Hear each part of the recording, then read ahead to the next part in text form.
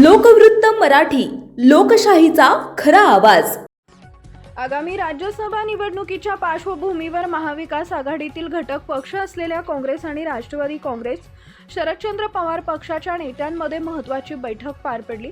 या बैठकीत दोन्ही पक्षांनी राज्यसभेच्या जागेवर दावा मांडल्यानं महाविकास आघाडीत पेच निर्माण झाल्याचं चित्र दिसत आहे। बैठकीत काँग्रेस नेत्यांनी राज्याच्या राजकारणापेक्षा देशातील राजकीय समीकरणांवर भर दिला। राज्यसभेत काँग्रेसचे संख्याबळ वाढवणं ही काळाची गरज असून राष्ट्रीय स्तरावर पक्षाची ताकद मजबूत करण्यासाठी ही जागा काँग्रेसलाच मिळावी असा पवित्रा पक्षानं घेतला आहे। ही जागा काँग्रेससाठी प्रतिष्ठेची असल्याचंही नेत्यांनी स्पष्ट केलंय। दुसरीकडे राष्ट्रवादी काँग्रेस शरदचंद्र पवार पक्षाच्या नेत्यांनी शरद पवार यांच्या प्रदीर्घ अनुभवाचा मुद्दा उपस्थित केला।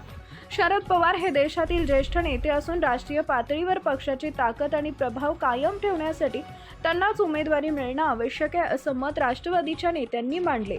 शरद पवार यांची या संदर्भातील वैयक्तिक इच्छा काय आहे हे जाणून घेतल्यानंतरच राष्ट्रवादी काँग्रेस शरद पवार गट आपली अंतिम भूमिका जाहीर करणार आहे। ठाकरेंच्या शिवसेनेची भूमिका समजून घेणार। दोन्ही पक्ष आपापल्या जागांसाठी अडून बसले असले तरी यावर अद्याप कोणताही तोडगा निघालेला नाहीये। काँग्रेसने या संदर्भात शिवसेना उद्धव बाळासाहेब ठाकरे पक्षाची चर्चा करून पुढचा निर्णय घेऊ असं राष्ट्रवादीला कळवलंय।